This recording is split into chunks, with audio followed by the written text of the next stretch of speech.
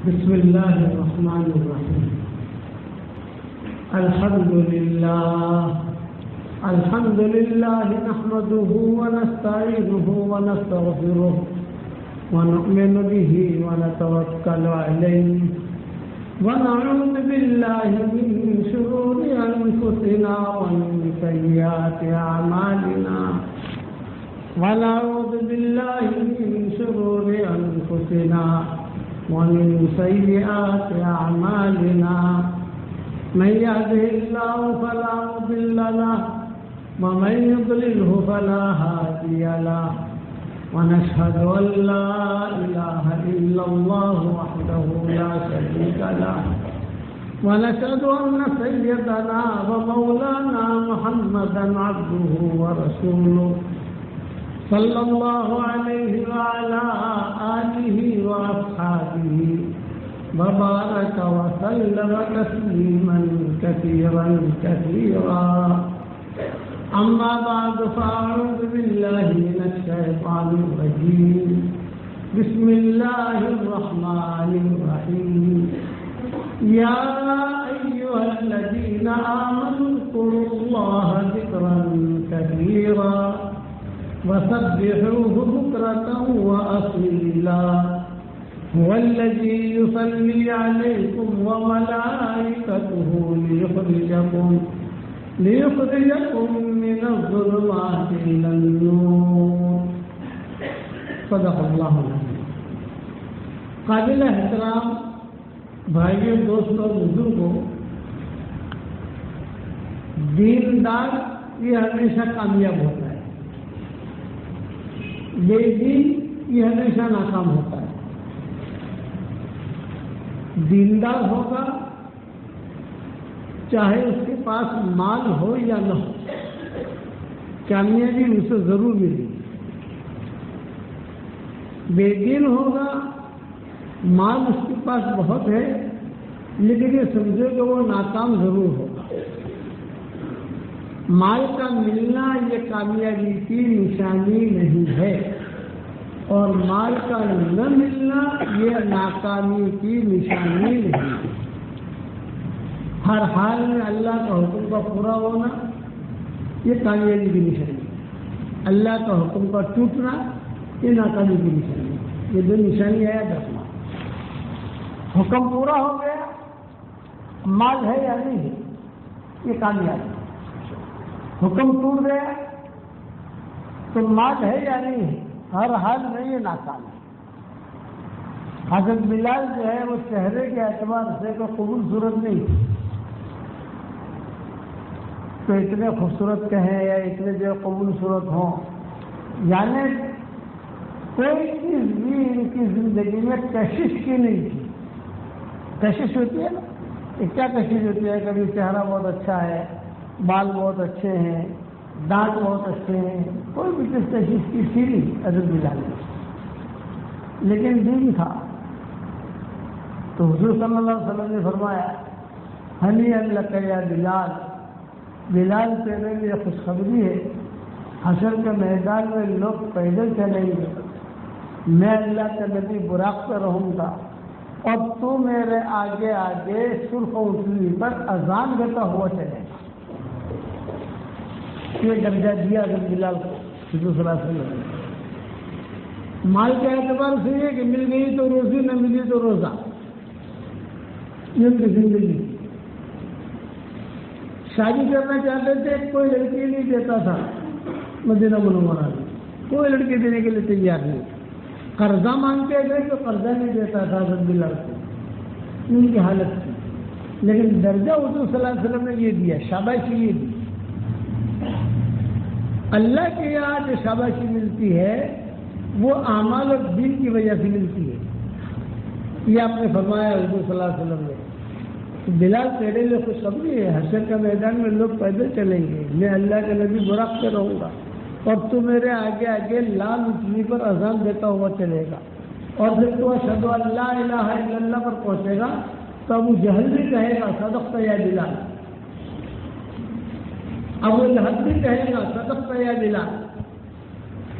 قال لا يقبل تصدیقہ، ان کا تصدیق کرنا قبول نہیں کیا جائے گا. پہن گیا. پھر فرمایا انا اول من اقرع الباب، سب سے پہلے جنت کا دروازہ میں کھٹکھٹاؤں گا. حضور صلی اللہ علیہ وسلم تو اندر سے پوچھے گا رضوان من القارع، یہ دروازہ کھٹکھٹانے والا کون؟ تو میں کہوں گا محمد ابن عبداللہ ابن عبد المطلب. تو بلال تیرے لیے خوشخبری ہے، میں سرخوٹنی کروں گا اور اس اٹھنے کی لگام اب نکیل تیرے ہاتھ میں ہے. حضور کے آگے آگے جنت میں داخل ہوگا. حضور نے اس کو حضرت بلال کو اپنا ڈرائیور بنایا. بڑا آدمی جو ڈرائیور بناتا ہے تو چھوٹے آدمی کو نہیں بناتا، وہ سوچ سمجھ کے بناتا ہے. کہ بادشاہ لوگ، امیر لوگ جو ان کا ڈرائیور ہوتے ہیں یا ان کے لیے پائلٹ ہوتے ہیں، بہت ہی سوچ سمجھ کر ڈرائیونگ پہ رکھتے ہیں. تو حضور صلی اللہ علیہ وسلم نے حضرت بلال کو کہا کہ میں جنت میں جاؤں گا، میں سرخوں اٹھنے پہ رہوں گا اور اس اٹھنے کی نکیل اور لگام تیرے ہاتھ میں ہوں. یہ شاباشی کیوں تھی؟ حضرت بلال کے پاس نوٹیں بہت تھی، حضرت بلال کے پاس پیٹرول پمپ بہت تھے، حضرت بلال کے پاس زمینیں بہت تھی، پراپرٹی بہت تھی، غریب آدمی تھے. ایک مرتبہ بلال مسجد نبوی کے بعد ناچ رہے تھے. حبشی لوگ ناچتے ہیں، ان کا ناچنا وہ گناہ میں شمار نہیں ہوتا. ان کے وہاں ایک عادت ہے ناچنے کی. حرم شریف میں بھی رمضان کے مہینے میں جب وہ امام قرآن پڑھتے ہیں تو کوئی رحمت کی آیت ہو تو بھی کھڑے کھڑے ناچیں گے، عذاب کی آیت ہو تو کھڑے کھڑے ناچیں گے. اگر کوئی خوشی کی چیز ہو تو بھی ایسا حرم شریف بھی کھڑے کھڑے ناچیں گے، مطلب کہ وہ خوشی کی چیزیں نہیں ملی ہے. تو حضرت بلال جو ہے یہ باہر مسجد نبوی کے ناچ رہے تھے. تو صحابہ نے پوچھا کہ بلال آج کس بات کی خوشی ہے؟ تم ناچ رہے ہو تو آج کیا خوشی ہے تمہیں؟ تو حضرت بلال نے کہا مجھے خوشی اس بات کی ہے کہ ہدایت اللہ نے اپنے قبضے میں رکھی ہے، تو اللہ نے مجھے ہدایت دی ہے. اگر ہدایت تمہارے قبضے میں ہوتی تو تم لوگ مجھے ہدایت بھی نہ دیتے.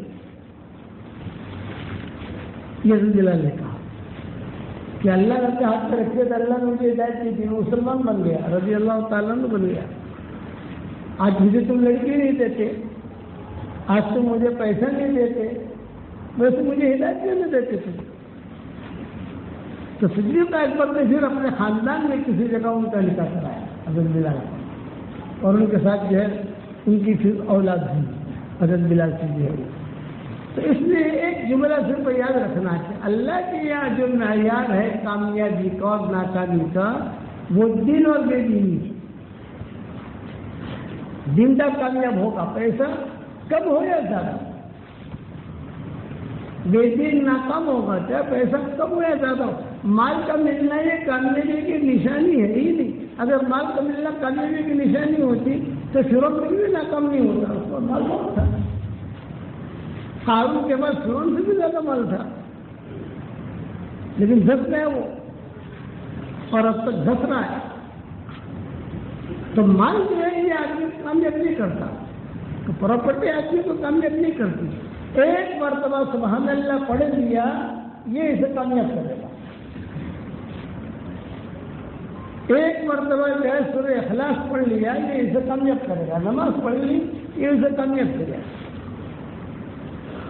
عمل حضور صلی اللہ علیہ وسلم نے فرمایا صحابہ کہ دیکھو یہ احد کا پہاڑ ہے، ایک مرتبہ سبحان اللہ کا پڑھنا اس کا ثواب احد پہاڑ سے بھی بڑا ہے.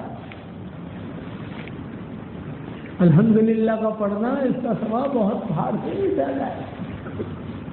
100 مرتبہ سبحان اللہ یا بحمدہ پڑھ لو تو 1,24,000 گناہ معاف ہو جاتے ہیں.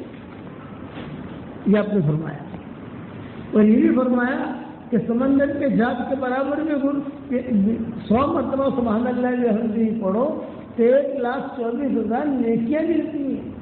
اور آپ نے فرمایا سمندر کے جھاگ کے برابر میں گناہ ہوں گے اللہ معاف کر دے گا.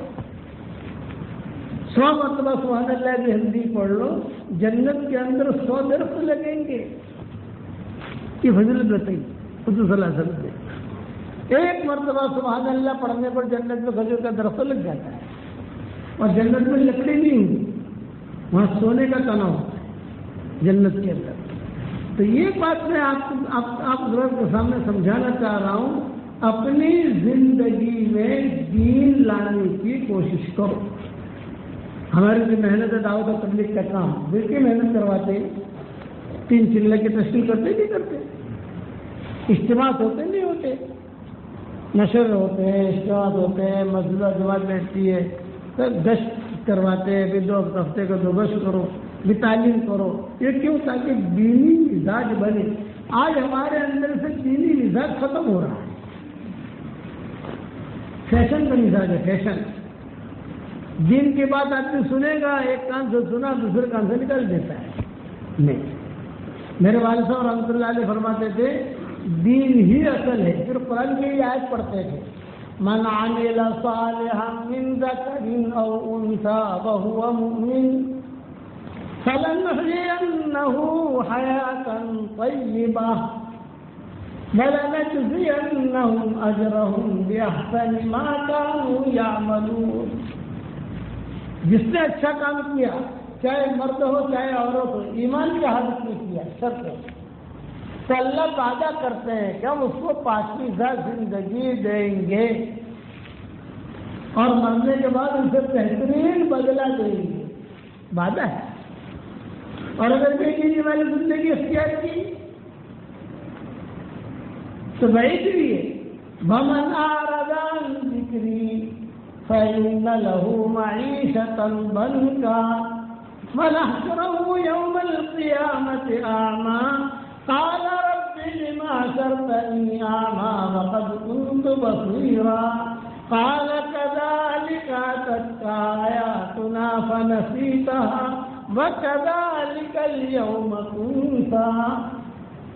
جس نے میری یاد سے ہراس کیا، نمازیں نہیں پڑھی، میرے حکم نہیں مانے، سنتوں کو نہیں چلا، غیبت کرتا رہا، غفلت کے اندر زندگی گزارتا رہا، نماز بھی پڑھتا ہے اور غیبت بھی کرتا ہے، نماز میں پڑھتا ہے جھوٹ بھی بولتا ہے، نماز میں پڑھتا ہے اور سودے کاروبار بھی کرتا ہے، نماز میں پڑھتا ہے دھوکہ بھی دیتا ہے۔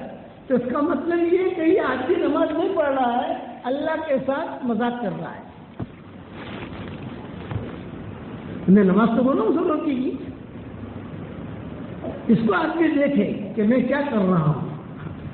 حضور صلی اللہ علیہ وسلم کا جب انتقال کا وقت قریب آیا، حضرت عائشہ رضی اللہ تعالیٰ عنہ فرماتی تھی کہ حضور صلی اللہ علیہ وسلم کا وصال میری گود میں ہوا ہے۔ یہ حضرت عائشہ فرماتی تھی کہ حضور صلی اللہ علیہ وسلم کا جو انتقال ہوا، آپ صلی اللہ علیہ وسلم کی طبیعت پر ماشا پل پر تولا رہتی تھی۔ آپ صلی اللہ علیہ وسلم کی طبیعت جب خراب رہنے لگی، بخار آنے لگا، آپ صلی اللہ علیہ وسلم کو بخار اترتا ہی نہیں تھا، تو آپ کیا فرماتے تھے کہ فلاں کنویں کا پانی سے مجھے غسل دو، فلاں کنویں کا پانی لاؤ، تو فلاں تو بڑے بڑے حکیم اطباء ڈاکٹر اس زمانے کے اعتبار سے وہ آتے تھے، خمیرے دیتے تھے حضور صلی اللہ علیہ وسلم کو کہ طبیعت سنبھل جائے، طبیعت سنبھل جائے، لیکن طبیعت سنبھلتی نہیں تھی۔ تو عائشہ رضی اللہ تعالیٰ عنہ فرماتی ہے کہ حضور صلی اللہ علیہ وسلم نے کہا کہ وہ طبیعت میری ٹھیک نہیں ہے، مجھے جو ہے بکری لے جاؤ، بکرے والوں کو میں سلام کروں۔ یہ آپ نے اپنی رائے رکھی۔ اب ظاہر بات ہے کہ حضور صلی اللہ علیہ وسلم کی رائے مطلب کہ حضور کا حکم ہے، سارے صحابہ تیار ہو گئے، ہم آپ کو بکری لے جاتے ہیں۔ بکری تشریف لے گئے، سب کو سلام کیا، اور پھر جب بکری سے باہر نکلے تو آپ نے فرمایا کہ میرا ارادہ ہے شہداء احد کی بھی سلام کرو۔ شہداء احد صحابہ نے کہا ٹھیک ہے، بکری تو قریب، تو کوئی زیادہ مسئلہ نہیں، اٹھایا، تھوڑا چلایا، تھوڑا سواری پر بٹھایا، لیکن احد تو تھوڑا دور ہے، تو حضور صلی اللہ علیہ وسلم کے لیے انتظام کیا۔ میں کس پر سنا رہا ہوں کہ حضور صلی اللہ علیہ وسلم کو ہم سے کتنی محبت اور کتنا پیار تھا۔ آج ہم کو ہمارے نبی سے اتنا پیار نہیں ہے، خالی زبانی پیار ہے۔ اگر حضور میں پیار ہوتا تو حضور کے ایک ایک سنت کو اپنی زندگی میں لاتے اور اس کو عام بھی کرتے۔ حضور میں پیار نہیں ہے، اور حضور میں پیار کب ہوگا؟ ایک جملہ میرا یاد رکھنا، کل حاصل میں بھی کہا میں نے، ہر جگہ میں کہتا آیا ہوں، انگلینڈ کے پورے سفر میں نے کہا ہے، تبلیغ جماعت میں پیدل چلا لگانا آسان ہے، تبلیغ جماعت میں 3 چلا پیدل لگانا آسان ہے، پیدل حج کرنا بھی آسان ہے، زکات دینا بھی آسان ہے، مسجد بنانا بھی آسان ہے، لیکن اپنے دل کو صاف رکھنا یہ بہت مشکل ہے۔ ہر آدمی اپنے دل کو پوچھے اس کا دل صاف ہے کہ کچرا بھرا ہوا ہے، ہر آدمی اپنے فتویٰ لے لے، اپنے دل سے پوچھے اس طرف سے قلب یہ دونوں لیٹے ہوئے ہیں، اس کے بارے میں بدگمانی، اس کے بارے میں بدگمانی، تو کہاں تک منزل تک پہنچیں گے ہم؟ یہ تو ضروری ہے، یہ تو بہت ضروری ہے، اس کے بغیر کام نہیں بننے کا۔ اگر ہم کہیں کہ خالی نماز پڑھنے سے کامیاب ہو جائیں گے، یہ دھوکہ ہے۔ اگر آپ کے ذہن میں یہ ہو کہ میں تبلیغ میں چلا لگانا ہوگا تو کامیاب ہو جاؤں گا، یہ دھوکہ ہے، یہ بات نہیں ہے۔ تبلیغ کا چلا پورا دین نہیں ہے، دین کا جز ہے۔ نماز ہم پڑھتے ہیں یہ پورا دین نہیں ہے، یہ دین کا جز ہے، ایک حصہ ہے۔ حج جو کرتے ہیں ہم حج، یہ پورا دین نہیں ہے، دین کا ایک حصہ ہے۔ زکات دیتے ہیں یہ پورا دین نہیں ہے، یہ دین کا ایک حصہ ہے۔ تو پورا دین کیا ہے؟ پورا دین یہ ہے کہ جو حضور صلی اللہ علیہ وسلم لے کر آئے وہ ساری کی ساری سنتیں ہماری زندگی میں ہونی چاہیے۔ اور یہ کس کو حاصل ہوگی؟ جس کا دل پاک صاف ہوگا، اسی کی دعا قبول ہوگی، اسی کی نماز قبول ہوگی۔ حضور صلی اللہ علیہ وسلم ہمیں یہی سکھا کر گئے، یہ میں کھول کھول کے کہتا ہوں، حشر کا میدان میں بت کیا ہے کہ کسی نے اتنا کھول کھول کے بتایا نہیں تھا، دھوکے میں مت پڑنا۔ میں نے قرآن کا ترجمہ کیا تو مقدمے کے اندر میں نے ایک جملہ لکھا، اتنا میں نے آسان کیا ہے قرآن کا ترجمہ، اب بھی اگر قرآن کا ترجمہ نہیں پڑھو گے تو حشر کے میدان میں یہ مت کہنا کہ کسی نے اتنا آسان کر کے ہمیں نہیں دیا تھا۔ کہ مولانا تھانوی رحمۃ اللہ علیہ کا ترجمہ نہیں سمجھ سکتے، ہائی فائی اردو میں نہیں سمجھ سکتا، آپ کیا سمجھو گے؟ یہ تو پڑھا لکھا جب میں ایسا کام ہی کرتا ہوں، وہی کوئی چیزیں ایسی ہوتی ہے جو مجھے میرے بیٹے سے پوچھنی پڑتی ہے، ارے بھائی یہ سمجھ میں نہیں آیا، ذرا سمجھاؤ کیا کہنا چاہتے ہیں مولانا تھانوی صاحب، یہ کہنا چاہتے ہیں، تو میں ایک کی بات کہتا ہوں، یہ عام آدمی نہیں سمجھے، اس کو اور آسان کرو، آپ کیا سمجھو گے؟ اس لیے میں نے بہت آسان آسان آسان یہی بات دین کے بارے میں کہتا ہوں، جب تک دل ہمارے صاف نہیں ہوں گے ہماری عبادتیں قبول نہیں ہوں گی۔ کسی میں اس کے حساب سے تشریح کی ضرورت نہیں ہے، یہ تو سب لکھ کر مر گئے لکھنے والے۔ علامہ ابن تیمیہ یہی کہا کرتے تھے، ابن قیم بھی یہی کہا کرتے تھے، ہمارے حضرت مولانا ثانوی صاحب رحمۃ اللہ علیہ بھی یہی کہا کرتے تھے۔ دل میں کچرا رکھ کر عشاء کی نماز پڑھی تو فرشتہ کیا کہے گا؟ فرشتہ یہ کہے گا کہ اس نے عشاء کی نماز پڑھ لی، لکھے گا فرض پڑھ لی، نیکیاں بھی مل جائیں گی، یہ کام ہو گیا۔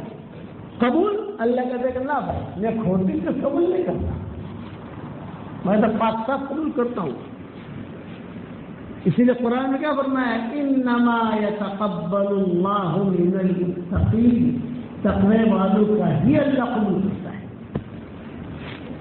حضور صلی اللہ علیہ وسلم صحابہ کو کہتے تھے میرے سامنے کسی کی شکایت مت لاؤ، میں نہیں چاہتا کہ تمہارے پاس میں آؤں اور میرے دل سے کسی کے بارے میں کچھ کدو رکھو، صاف دل۔ صحابہ کی تربیت حضور صلی اللہ علیہ وسلم نے، آج اس پر بیانات ہوتے ہی نہیں ہے، تو یہ بہت اہم چیز ہے، قلب سلیم قلب سقیم، قلب سلیم قلب سقیم، یہ تو بہت اہم چیز ہے۔ حضور کے اخلاق اتنے اونچے تھے کہ ہم سوچتے دے سکتے. حضرت صفیہ رضی اللہ تعالیٰ عنہ جو تھی یہ حیی ابن اخطب کی بیٹی تھی. حیی ابن اخطب بہت بڑا یہودی مالدار ٹاپ 1. حیی ابن اخطب یہودی تھا اور بہت بڑا مالدار تھا. زمانے میں ٹاپ 1 تھا, بہت مال اس کے پاس, اور حضور صلی اللہ علیہ وسلم کے خلاف بہت پلاننگ کرتا تھا. لوگوں کو تلواریں دیتا تھا, دونوں کو مال دیتا تھا. میں محمد کے خلاف تم جو کرنا چاہو محمد کے خلاف کرو, میں پیسہ دوں گا. حضرت صفیہ ہوئے ابن اختر کی بیٹی تھی. ہوئے ابن اختر کی بیٹی تھی. اب حضرت صفیہ کہتی ہے کہ میں جب حضور صلی اللہ علیہ وسلم کی نکاح میں آئی تو کافی مدت تک حضور کے نکاح میں رہی. آپ صلی اللہ علیہ وسلم کا انتقال ہو گیا تو حضرت صفیہ زندہ تھی. لیکن حضرت صفیہ کہتی ہے کہ ایک دن بھی حضور صلی اللہ علیہ وسلم نے میرے والد کے خلاف ایک جملہ بھی نہیں کہا. ایک دن بھی. اچھا نکاح میں کیسی آئی وہ تو بڑی لمبی تفصیل ہے, صاحب تفصیل تو بیان نہیں کر سکتا. لیکن یہ جو حضور کے نکاح میں آئی اولاد تو ہوئی نہیں اس کو سے صفیہ سے. صفیہ کہتے تھے کہ ہوئے ابن اختب اتنا بڑا حضور صلی اللہ علیہ وسلم کا مخالف.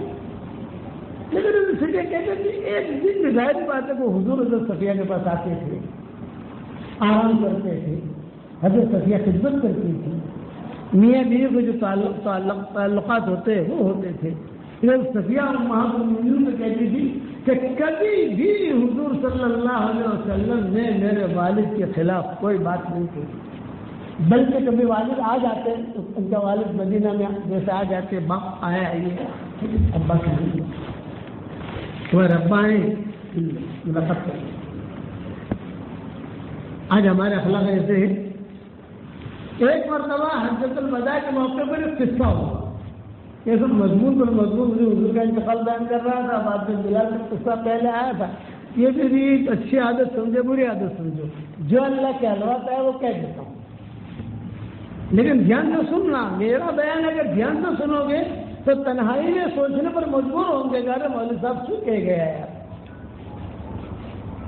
دل کی صفائی چلا جانا بہت آسان ہے, حج کرنا بہت آسان ہے, اور پیدل اور آسان ہے, بہت آسان ہے. مسجد بنانا بہت آسان ہے. یہ 1 لاکھ روپیہ دے دے گا, وہ بھی 1 لاکھ روپیہ دے دے گا, وہی پیسہ دے دے گا. اپنے دل کو صاف رکھنا ہماری شریعت میں سب سے مشکل کام ہے. گھر میں جا کر بیٹھ کر اب سوچنا کہ میرا دل صاف ہے کہ نہیں. پھر پتہ چلے گا کہ بیڑی تھی لڑائی سے, سوکرا جی کی لڑائی سے, پاٹنر جی کی لڑائی سے, ارے چلو ہمیں جا رہے تھے نا فرنیچر اینا جی کی لڑائی سے. اللہ کیسے ملے گا؟ دل جو ہے یہ اللہ کی جگہ ہے, تو کچرے کی جگہ میں اللہ نہیں آتا. صاف ستھرا ہوتا ہے تو آتا ہے, اور صاف ستھرے دل کا یہ مختصر کے سمجھا رہا ہوں آپ کو.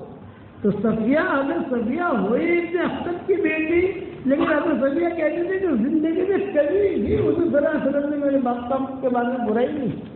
حالانکہ کہتا تیرے باپ نے بہت پریشان کیا, تیرے باپ نے فلاں جگہ مجھے پریشان کیا, میرے ساتھی کو پریشان کیا, یہ کیا وہ کیا, کبھی نہیں. حجۃ الوداع کے موقع کے اوپر حضرت صفیہ کی اٹھنی بیمار ہو گئی, نظر لگ گئی, بیمار ہو گئی. تو حضرت صفیہ جو ہے وہ رونے لگی. آپ نے پوچھا کہ کیوں رو رہی ہو؟ تو حضرت میری اٹھنی بیمار ہو گئی, نظر لگ گئی. اور یہ تو حج کا سفر ہے, اب پتہ نہیں آپ کے ساتھ مجھے حج کا سفر ملے گا کہ نہیں ملے گا. آپ نے بتایا گھبرانے کی بات نہیں, اتنا بڑا قافلہ مسلمانوں کا ہے, کوئی تمہیں اٹھنے نہیں دے گا. میں ایک آواز کروں گا تو سن نہیں آ جائیں گے, تم ٹینشن مت لو. معاملہ یہ تھا کہ آپ صلی اللہ علیہ وسلم نے حج کا جو سفر رخ طے کیا تو آپ نے پڑاؤ ڈالے, 1 رات یہاں ٹھہریں گے, 1 رات یہاں ٹھہریں گے, 1 رات یہاں ٹھہریں گے, 1 رات یہاں ٹھہریں گے, ٹھہرتے ٹھہرتے مکہ پہنچیں گے. تو آپ نے اس پڑاؤ کے اندر مقام ابوا کا بھی پڑاؤ میں نام تھا. مقام ابوا یعنی حضور صلی اللہ علیہ وسلم کے والدہ کی قبر. اس راستے سے گئے تھے، یعنی آپ کے والدہ کی قبر کے قریب نہیں، لیکن وہ جو وادی ہے اس وادی میں پڑاؤ ڈالیں گے. اور اتفاق ایسا تھا کہ جب اگر صفیہ والا قصہ ہوا حجۃ الوداع میں، اسی رات مقام ابوا میں ٹھہرنا تھا. تو حضور کو بھی خوشی تھی کہ آج رات میرے والدہ کی قبر کے قریب ہم رات گزاریں گے. آپ کی بھی خوشی تھی. اور یہ آنا صفیہ کی اٹھتی خراب ہو، بیمار ہو گئی، نظر لگ گئی، حضرت صفیہ رو رہی ہے. حضور نے حدیثوں میں آتا ہے حضور صلی اللہ علیہ وسلم نے خود نے اپنے ہاتھ سے حضرت صفیہ کے آنسو پوچھے. اپنے رومال سے حضور میں رو جذبات مت آؤ. حضور جو ہے منع کر رہے تھے اور صفیہ اور جذبات میں آ رہی تھی. مائیں جمع ہو گئی، ماؤں نے بھی صفیہ کو سمجھایا لیکن وہ اور جذبات نہیں. تو حضور نے اعلان کیا بھائی دیکھو آج رات جہاں پڑاؤ ڈالنا ہے، یعنی مقام ابوا میں ٹھہرنا تھا نا، تو وہاں نہیں ٹھہریں گے، آج رات نہیں ٹھہر جائیں گے. سامان اتار لگے اٹھنے ٹھہرنے لگا، یعنی اگلا سفر کل کریں گے، آج نہیں چلیں گے ہم. چلو ہو گیا، اعلان ہو گیا. تو صحابہ نے جو اپنے کجانے جو نیچے اتار لیے، پانی وغیرہ کا انتظام کر لیا، کھانے پکنے لگے. جو ترتیب تھی اس دور کے اعتبار سے حضور صلی اللہ علیہ وسلم کی عادت شریفہ یہ تھی کہ حجۃ الوداع کے موقع کے اوپر ساری مائیں ساتھ تھیں. فتح مکہ کے موقع کے اوپر صرف 2 مائیں ساتھ تھیں، ان میں سلمہ اور حضرت میمونہ. اور حجۃ الوداع کے موقع کے اوپر ساری مائیں ساتھ تھیں. فتح مکہ کے موقع پر 2 مائیں کیوں نہیں تھی؟ کیونکہ وہ غزوہ تھا، پتہ نہیں وہاں جیتتے کہ نہیں جیتتے، مکہ والے جیتتے ہم لوگ جیتتے، کیا ہوتا ہے کچھ پتہ نہیں. اب مکہ تو فتح ہو گیا، اب حج ہے، حج میں اپنے سب ماؤں کو ساتھ لیا. تو آپ نے ترتیب بنائی تھی کہ بھائی ہر ماں کی باری لگا دی. ایک ماں ایک رات میں آ کر حضور کی خدمت کرے، خیمہ لگ جاتا تھا حضور صلی اللہ علیہ وسلم کا، وہ ماں خدمت کے لیے آ جاتی تھی. اب اگلا سفر مقام ابوا کا وہ تو کینسل ہو گیا، ملتوی ہو گیا. کینسل تو نہیں کہیں، ملتوی ہو گیا، چل جائیں گے، آج جانا تھا. اب جس ماں کی باری ہوگی خیمے میں آئے گی. اتفاق ایسا حضرت صفیہ کی وجہ سے یہ سفر آگے پیچھے ہوا، اور آج کی رات جو باری تھی وہ بھی ہمیں صفیہ کی تھی. یہ اور ٹینشن آپ سمجھے نا، انہیں کی وجہ سے سفر آگے پیچھے ہوا حضرت صفیہ کی وجہ سے. اور باری کس کی ہے؟ حضرت صفیہ کی. اب حضرت صفیہ جو ہے یہ ٹینشن میں آئی کہ ارے میری وجہ سے تو سارا معاملہ آگے پیچھے ہوا اور آج میری بات نہیں. امہات المومنین کے 2 بولیاں تھیں، 2 جماعتیں. ایک جماعت کے ذمہ دار ام سلمہ تھی اور ایک جماعت کے ذمہ دار حضرت عائشہ تھی. یہ دونوں اگر کسی بات پر متفق ہو جائیں تو گھر برابر چلتا رہتا تھا. اور اگر خدا نہ خاصا ایک نے بھی لفظی شوشہ چھوڑ دیا یا ایک نے بھی تھوڑی سی مخالفت کر لی تو حضور ٹینشن میں آ جاتے تھے. تو یہ حضرت صفیہ جو تھی یہ ام سلمہ کی پارٹی نہیں تھی، حضرت عائشہ کی پارٹی میں نہیں تھی. لیکن صفیہ یہ سمجھے کہ آج ام سلمہ سے کام بننے گا نہیں، آج کام بنے گا عائشہ سے. تو سیدھی آ گئی حضرت عائشہ کے پاس اور حضرت عائشہ سے کہا کہ بہن جی تمہیں پتہ ہے آج کیا ہوا ہے، میری وجہ سے سارا سفر آگے پیچھے ہو گیا، آپ کو تو معلوم ہے، اور آج میری باری ہے. اب مجھے ٹینشن ہے کہ پتہ نہیں خیمے میں کیا ہوگا، حضور پر بوجھ پڑا ہے اور میری وجہ سے سارا سفر آگے پیچھے ہوا، میں کیا کروں. حالانکہ مشورہ لینے جانا چاہیے صفیہ کو کہاں، ام سلمہ کے پاس، لیکن بولے کہ وہاں سے رائے نہیں ملے گی، یہاں رائے اچھی نہیں، حضرت عائشہ کے پاس. حضرت عائشہ نے کہا کہ ہاں معاملہ تو ہوا ہے، بڑا معاملہ ہوا ہے، مجھے کہ سفر آگے پیچھے ہو گیا تمہاری وجہ سے، تمہاری اس کی وجہ سے، تو یہ تو ہوا ہے، تو اب مجھے بتاؤ میں کروں کیا، آج میری باری. تو حضرت عائشہ نے کہا مجھے سوچنے دو.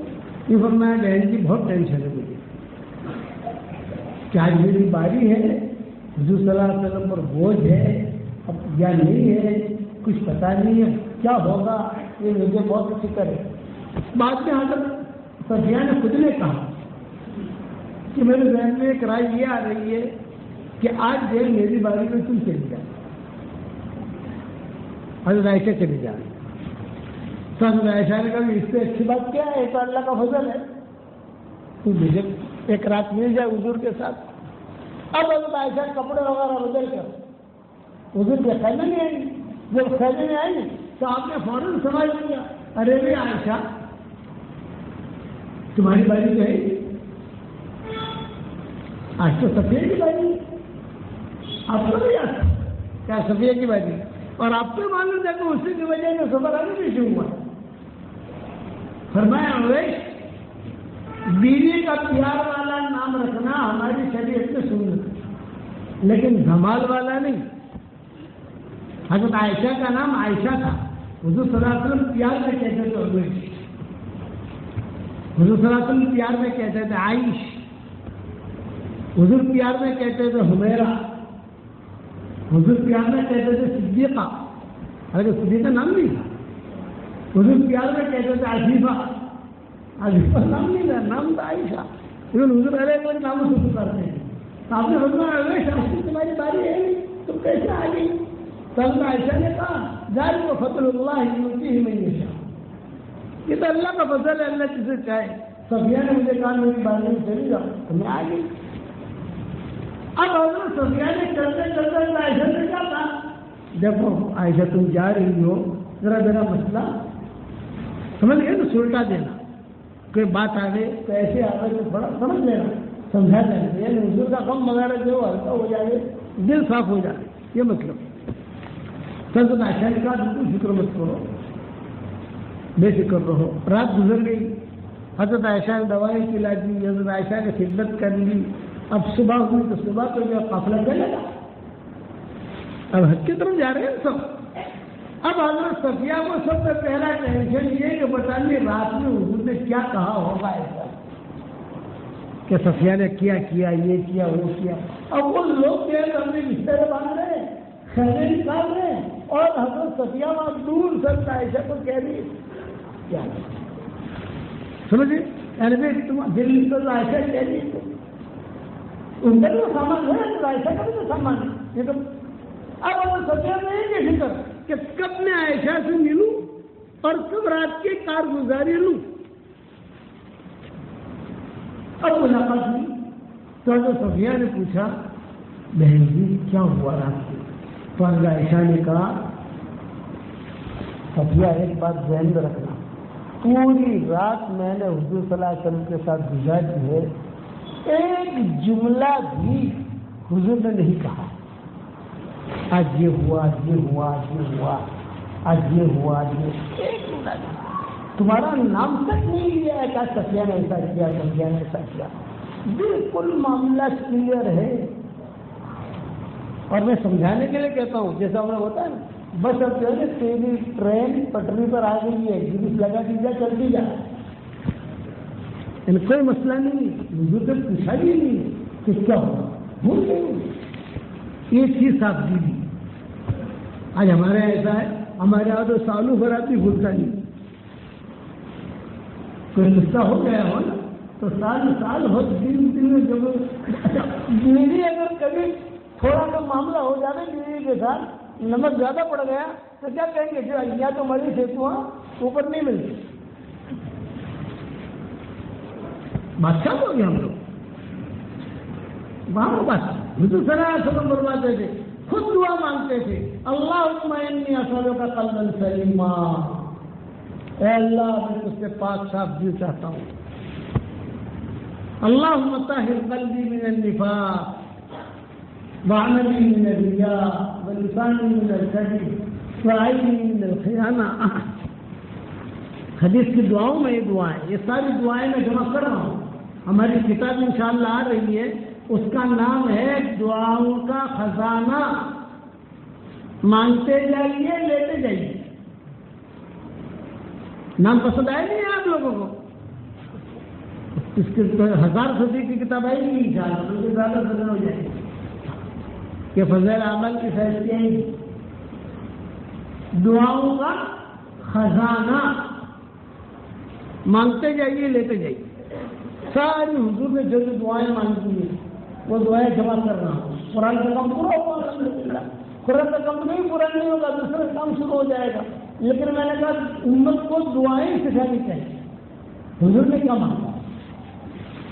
حضور صلی اللہ علیہ وسلم کیا مانگتے؟ تو یہ میری بات یاد رکھنا. میں قصہ سنا رہا تھا حضور صلی اللہ علیہ وسلم کی وفات کا. پہلے سے بلال کا شروع ہوا، بعد میں حضور کی وفات کا. تو حضور صلی اللہ علیہ وسلم کا ان کی کتنی محبت تھی. حضور صلی اللہ علیہ وسلم نے صحابہ سے کہا مجھے احد جانا ہے. صحابہ نے کہا ٹھیک ہے احد لے گئے. جب واپس آنے لگے احد سے تو حضور صلی اللہ علیہ وسلم نے فرمایا ابوبکر، عمر، میرے بھائی آئیں گے، ان سے میرا سلام کہنا. میرے بھائی ابوبکر نے کہا السنا اخوانک یا رسول اللہ، اے اللہ کے نبی کہ ہم آپ کے بھائی نہیں. ہم نے فرمایا تم میرے بھائی نہیں، انتم اصحابی، تم میرے صحابہ ہو، ساتھی. تو آپ کے بھائی کون؟ پر میرے بھائی وہ ہیں جنہوں نے مجھے دیکھا نہیں.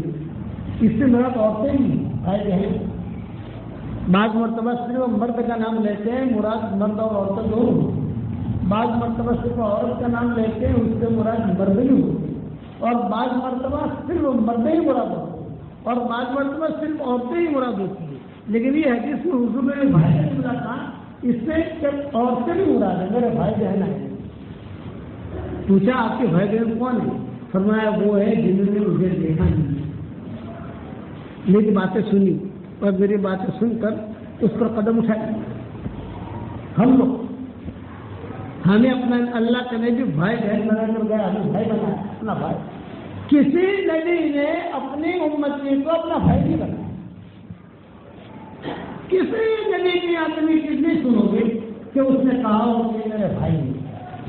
اور قیامت تک آنے والے مسلمانوں کو کیا کہا کہ میرے بھائی. مجھے ان سے محبت ہے. اور اس سے آگے کی بات سنو کہ جب آئے وہاں تشریف لائے طبیعت خراب کیا تو حضرت میمونہ کی باری کی. تو آپ نے فرمایا کہ باری تو آج میمونہ کی ہے، لیکن یہ میری طبیعت ٹھیک نہیں ہے اور میں چاہتا ہوں کہ عائشہ کے پاس رات گزاروں. وہ دوائیں وغیرہ مجھے گھر سے کھلا دے گی، خدمت بھی کر لے گی. اگر سب تیار ہوں آپ لوگ مومنین کو کہا تو سارے ماؤں نے کہا ہماری طرف سے اجازت ہے، آپ جہاں ٹھہرنا چاہیں. تو عائشہ کے گھر میں آ گئے مجھے طرف. اب حضرت عائشہ نے جو خدمت کرنی شروع کی. طبیعت اچھی ہو گئی. طبیعت اچھا ہونے کے بعد جب فجر کی نماز پڑھا کر حضرت ابوبکر آئے حضور کے پاس، اور سارے کے سارے اپنے کون کی پہلے تھے، حضرت علی ہیں، حضرت عباس ہیں، حضرت عمر ہیں. یہ حضور صلی اللہ علیہ وسلم کے ساتھ جو رہتے تھے وہ صحابہ آئے. فضل ابن عباس ہیں، عبداللہ ابن عباس تو بھی چھوٹے تھے لیکن وہ بھی آ گئے حضور صلی اللہ علیہ وسلم کے پاس. علی آ گئے، حسن حسین آ گئے، حضرت فاطمہ آ گئی. تو سارے کے سارے تو حضور جو ہے بادشاہ کے ساتھ بیٹھے ہوئے بادشاہ. تو سب نے آ کر کہا کہ حضرت آج تو آپ کی طبیعت بہت اچھی ہے. فرمایا ہاں آج مجھے بہت اچھا لگ رہا ہے، آج میری طبیعت بہت اچھی ہے. تو صدیق اکبر نے کہا کہ حضرت جو ہے میں کئی دنوں سے بنت خارجہ کے پاس نہیں گیا ہوں. بنت خارجہ صدیق اکبر کی دوسری چھوٹی بیوی تھی. ایک بڑی بیوی تھی ریا رہتی تھی اور ایک چھوٹی بیوی تھی جو آواز میں رہتی. تو میں بنت خارجہ کے پاس کئی دنوں سے گیا نہیں ہوں، اگر اجازت دے تو میں بنت خارجہ کے پاس ہوا ہوں. آپ نے فرمایا ہاں ہوا. حضرت فاطمہ یہ کہ ابو جی کئی دنوں سے میں نے بھی چوٹی ٹھیک نہیں کی ہے، کپڑے بھی نہیں دھوئے ہیں، علی کے کپڑے بھی دھونے ہیں، حسن حسین کے بھی دھونے ہیں، گھر کا بھی کچھ کام ہے. اگر مجھے اجازت مل جائے تو میں بھی تھوڑا گھر کا کام کر لوں. آپ تھوڑا آپ جلدی چلے جاؤ. حضرت علی آئے. یہ فرمایا کہ آپ کی طبیعت آپ کی بہت اچھی ہے تو میں بھی تھوڑا فاطمہ کے کام میں ہاتھ بتا دوں. ہاں جاؤ. حضرت عمر سن رہے تھے. حضرت عمر کہتے تھے کیسے اجازت لے کے جا رہے تھے اور حضور میری طرف دیکھ رہے تھے کہ شاید یہ بھی اجازت مانگے. کہ میں نے حضور سے کہا کہ سب چلے جائیں گے، میں جانے کا نہیں. میں نہیں جانے کا. حضرت عمر نے کہا میں نہیں جانے کا, میں یہی رہوں گا, میں نہیں جانے کا. سب چلے گئے. گھر خالی ہو گیا, مطلب کہ جو حضور کے ساتھ دائیں بائیں رہتے تھے. حضرت عمر جو ہے مسجد نبوی میں آ گئے اور حضرت عائشہ سے کہا کہ عائشہ طبیعت مجھے ٹھیک نہیں لگ رہی ہے حضور صلی اللہ علیہ وسلم کی, اگر کوئی ضرورت پڑے کوئی کام ہو تو تم دروازہ کھٹکھٹا دیں گے تو میں ہم لوگ اندر آ جائیں گے, پردے کے ساتھ کھڑی ہو جانا تم بکری کی طرح منہ کر کے, اور میں اندر آ جاؤں گا کسی صحابی کو لے کر. بہت اچھا. اب حضور مجھے نماز کو سنانا تھا. عائشہ کہتی تھی کہ آپ صلی اللہ علیہ وسلم کی طبیعت تو اچھی تھی, لیکن اچانک حضور صلی اللہ علیہ وسلم نے فرمایا کہ عائشہ ایسا لگتا ہے کہ مجھے تھوڑی سانس لینے میں تکلیف ہو رہی ہے, چلو اگر پیچھے بیٹھ جاؤ تو تھوڑا میں اپنا سینہ جو ہے تم سے لگا لوں تو تھوڑا یہ اوپر بھی ہو جائے گا, سانس لینے میں آسانی بھی ہو جائے گی. عائشہ کا بہت اچھا. میں جو ہے پیچھے بیٹھ گئی تو حضور صلی اللہ علیہ وسلم نے چیک لگا کر تو آخری جملے حضرت عائشہ فرماتی تھی جو میں نے سنے ہیں, آخری جملے الرفیق الاعلیٰ الرفیق الاعلیٰ یہ تو کہتے رہے حضور صلی اللہ علیہ وسلم. الرفیق الاعلیٰ یہ جملہ یہ بھی کہتے رہے مع النبیین مع الصدیقین مع الشہداء, مع النبیین مع الصدیقین مع الشہداء. نبیوں کے ساتھ مجھے رکھنا, صدیقین کے ساتھ رکھنا, شہداء کے ساتھ رکھنا. اتنا بڑا نبی اور اللہ سے درخواست کر رہا ہے مع النبیین مع الصدیقین مع الشہداء مع النبیین مع الصدیقین. یہ عائشہ کے جواب میں سن رہی تھی, مجھے کہہ رہے تھے مع النبیین. پھر مجھے پوچھا کہ اپنے گھر میں کیا کیا ہے, تو میں نے کہا کہ حضرت کچھ جو ہے زرہیں ہیں اور کچھ گھوڑے ہیں اور کچھ دینار یا درہم ہے. تو آپ نے فرمایا سب کو سب کا کرو, کچھ نہ کرو. تب عائشہ کہتی تھی حضور نے مجھے حکم دیا, میں نے تو سب کر دیا. اب جو آخری جو طبیعت میں آپ کا یعنی اکھاڑ پڑنا میں نے دیکھا, تب طبیعت میں اچھی نہیں لگ رہی, تو آخری جملہ جو میں نے سنا ہے وہ یہ سنا الصلاۃ الصلاۃ وما ملکت ایمانکم. یہ آخری جملہ تھا. نماز نماز اور تمہارے ماتحتوں کا خیال رکھنا, عورتوں کا خیال رکھنا, نوکروں کا خیال رکھنا, یہ دو باتیں تھیں آپ. اس کے بعد آپ کی زبان بھاری ہے,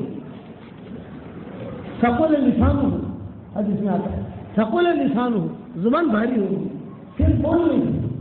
یہ اصلی بات کہی نماز. جب اتنی بڑی ذمہ داری دے کر حضور صلی اللہ علیہ وسلم گئے تو ہماری نماز کا کیا حال ہے بھائی؟ ہر آدمی اپنے دل سے بتوا لے, کسی مفتی صاحب سے بتوا نہیں لینا بھائی, آپ خود اپنے دل سے بتوا لو.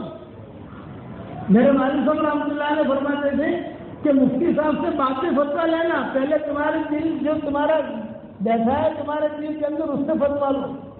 وہ کبھی جھوٹا فتوا نہیں دے گا. مفتی صاحب تو دھوکے میں آ جائیں گے, لیکن یہ دل دھوکے میں نہیں آتا, ہمیں جو کچھ بولتا ہے. یہ آپ کا فرمان ہے. دل صاحب سے پوچھے کہ میں نبی سے مجھے کتنا پیار ہے. اچھا, جب انتقال کا وقت قریب آیا ایک دم سے, کل فاطمہ ملنے کے لیے آئی.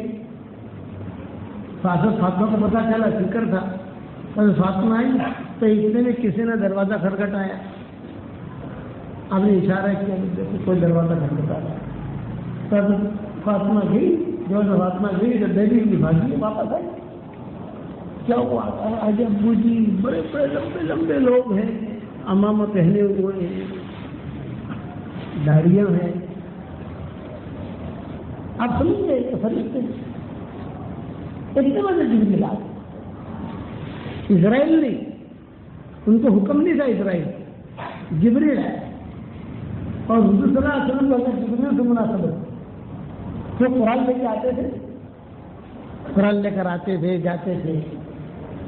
جبریل علیہ السلام نے کہا کہ حضرت اللہ کی طرف سے میں آیا ہوں اور اللہ آپ کو یاد کر رہے ہیں, اگر آپ چاہیں تو تو ساری ٹیم لے کر آیا، وہ باہر کھڑی ہے. اسماعیل فرشتے کا نام، اسرائیل، اسرافیل، میکائیل، اسماعیل، یہ سب کو لے کر میں آیا ہوں. اگر آپ کہیں تو آپ کی رکب کریں، اور اگر نہیں اور رہنا ہے تو آپ کو اختیار ہے. آپ نے فرمایا نہیں، میں بھی چاہتا ہوں اللہ سے ملاقات کروں، لیکن ایک بات کا خلاصہ. کیا چاہتے ہیں آپ؟ کہ میرے انتقال کے بعد میری امت کا کیا ہوگا؟ یہ محبت، اپنے نبی سے ہم کو اتنی محبت ہے. نبی سے محبت ہوتی تو ہم داڑیاں کٹوا دیں، ہماری عورتیں بغیر نکل نکلتی. نبی سے محبت ہوتی تو سنت بھی ہم چھوڑتے. آج کتنی سنتیں ہم چھوڑ رہے ہیں، جان بوجھ کر چھوڑ رہے ہیں، جان بوجھ کر. کہ کیوں چھوڑ رہے ہیں؟ یہ کہتا ہے صابن سے ڈالتے جب آفس میں جائیں سمجھے گا نا، ذرا چھوٹ پھوٹ تھے جاؤ. یہ سوال کیا اللہ تعالیٰ سے حضور صلی اللہ علیہ وسلم نے جبریل کے واسطے، جبریل علیہ السلام کے واسطے، میں آنے کے لیے تیار ہوں، لیکن میرے بعد میری امت کا کیا ہوگا؟ تو حضور جبریل نے کہا یہ تو میں اللہ سے پوچھتا ہوں، اللہ کو سب معلوم ہے کہ سوال جواب ہو رہے ہیں.